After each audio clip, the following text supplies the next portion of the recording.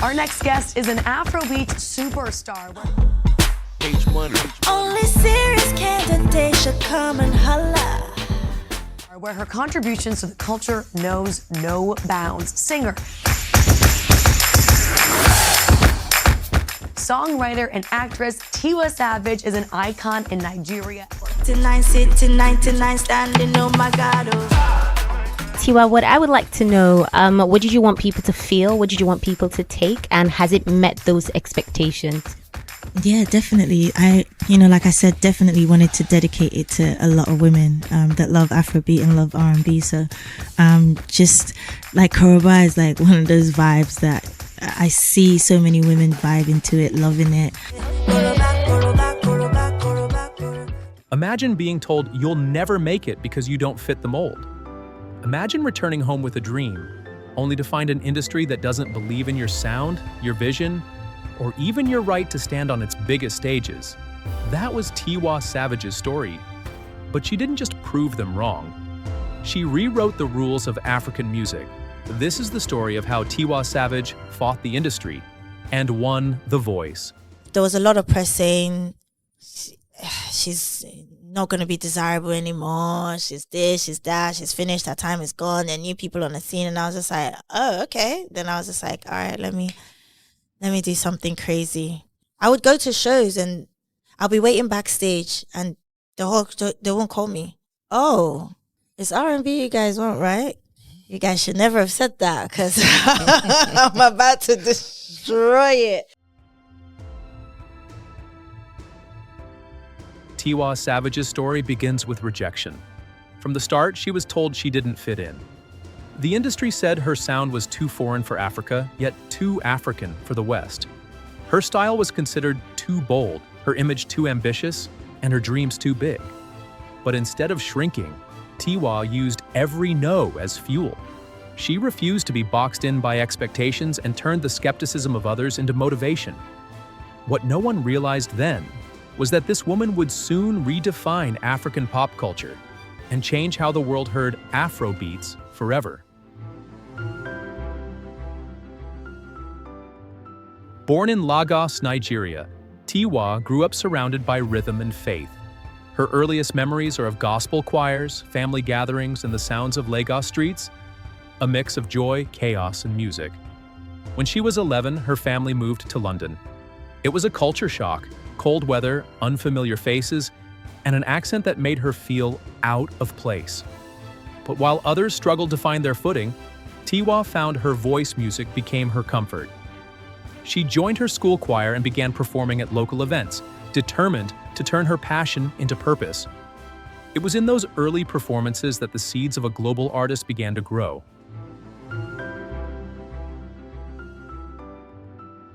Before her own fame, Tiwa Savage learned the ropes behind the scenes.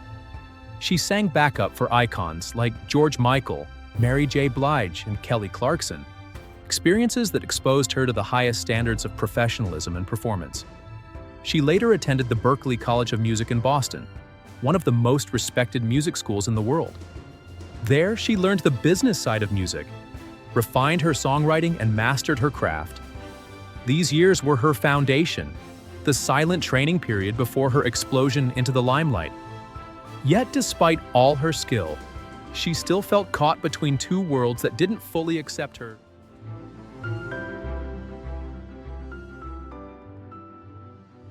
In 2010, Tiwa made a life-changing decision. She left the UK music scene and returned to Nigeria. At the time, Afrobeats was booming, with male artists like Wizkid, Davido, and D'banj dominating the charts. But female artists were nearly invisible. Many told her she wouldn't survive in such a competitive, male-led industry. They said her image was too Western, and her voice was too soft. But Tiwa knew what she was doing. She believed Nigeria was ready for something new, for a woman who could blend Western R&B with African rhythm and attitude. That belief would soon pay off. Tiwa Savage signed with Maven Records in 2012, joining forces with Don Jazzy, one of Nigeria's most influential producers. That partnership gave birth to Kele Kele Love, the single that would change everything.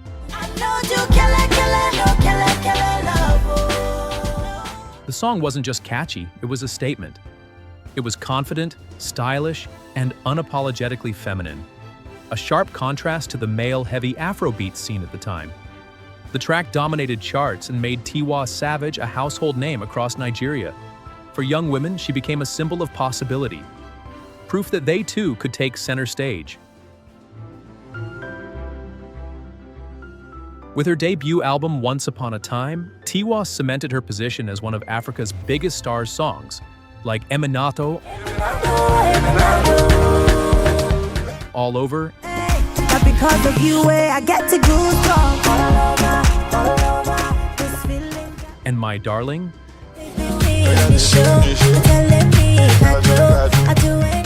Became anthems across the continent. She brought a new level of polish and global sound to Afrobeats while staying true to her roots. Every release was bigger than the last, and Tiwa's stage presence only grew stronger. By 2014, she was everywhere, performing on the biggest stages, winning awards, and collaborating with some of the top names in African music. But even at the peak of her success, Tiwa wanted more. She wasn't just chasing fame, she was chasing history. Tiwa Savage's next chapter took her far beyond Africa. In 2018, she made history as the first African woman to win the MTV Europe Music Award for Best African Act, a groundbreaking moment that symbolized her global recognition. Savage Soldiers, we did this. Thank you so much. Thank you to Stell. Thank you to Jazzy. I'm so nervous. And to my son, Jamil, your mama made it. She won. Thank you so much. Thank you. The following year, she signed a deal with Universal Music Group, joining the same label as international stars like Rihanna and Drake.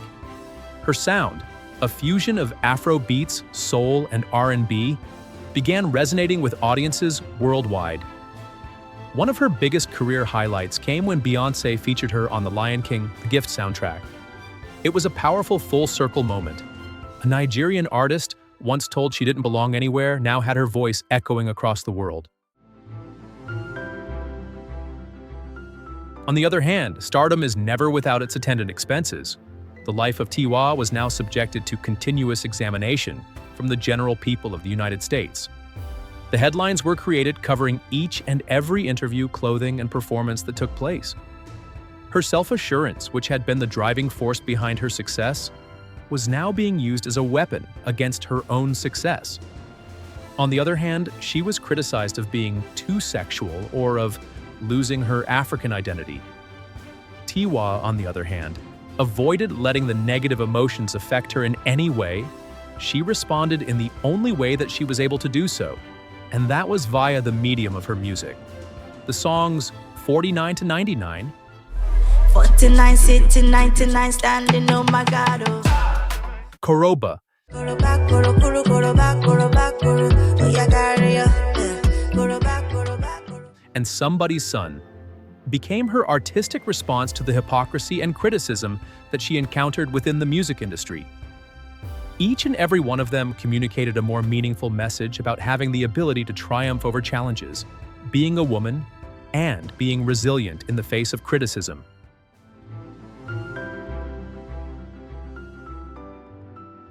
Also included in Tiwa's journey is a journey of self-discovery and rebirth. As she has progressed through her career, she has gone from being a budding local artist to becoming a global legend while still retaining her message.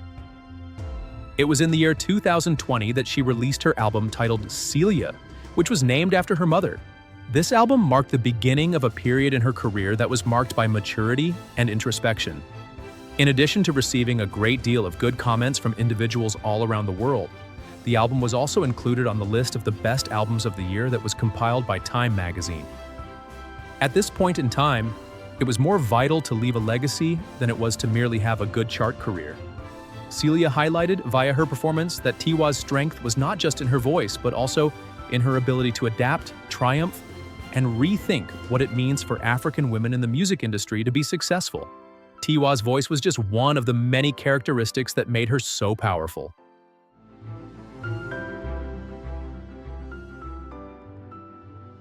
The significance of Tiwa Savage extends far beyond the scope of her own career. She opened the path for the next generation of female artists who are now allowed to freely move around in surroundings that had previously been antagonistic toward women. She was a pioneer in this field. If she had not been present, it is possible that other celebrities such as Thames, Aerostar, and Bloody Civilian would have been required to triumph over the same challenges that she did. It was proved by Tiwa that power and grace are not incompatible with one another. She also taught that a woman does not have to sacrifice her femininity in order to be recognized. Rather than merely following the lead on the international stage, she demonstrated that African women are capable of taking the initiative and steering the ship. To this day, she is held in high esteem as a legend and a guide, and she continues to inspire others with each and every performance that she gives.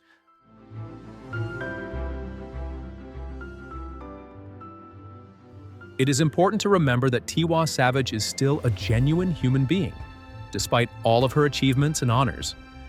A believer and a person who has endured both private and public battles, she is a mother in addition to being a person who has faced challenging circumstances. Her song resonates because of the vulnerability that lurks underneath the confidence. It is her authenticity that makes it impactful. Her music reverberates because she is genuine. As a result of the authenticity of her singing, listeners are able to really experience whatever it is that she is singing about, whether it be heartbreak, empowerment, or resilience. The tale that Tiwa tells serves to remind people that success is not about achieving perfection. Rather, it is about perseverance.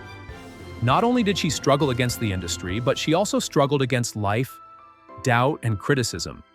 And it was from each of these experiences that she emerged more powerful than she had been before.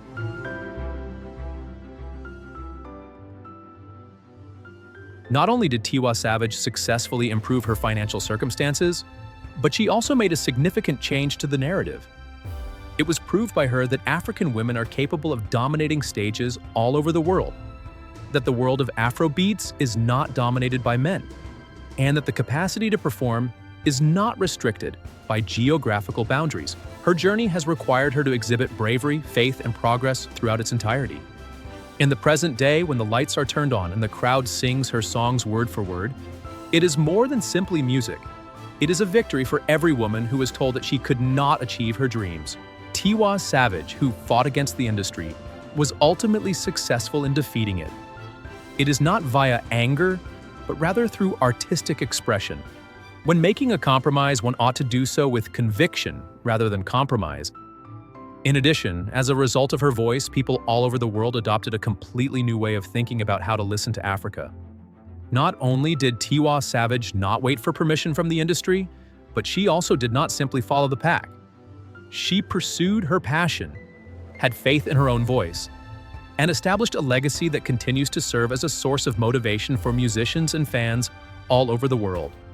If the tale of Tiwa has inspired you, be sure to subscribe to the channel so that you may watch further movies on musicians who are influencing the direction that music will go in the future.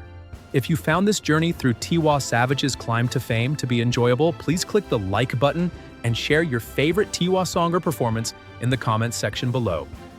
We would be delighted to learn which of Tiwa's songs or performances moved you the most. Don't forget to turn on notifications so you never miss a story about the voices changing the sound of the world. Your support is what helps us bring these in-depth, inspiring music documentaries straight to you. Stay tuned, because the next story of a groundbreaking artist is just around the corner.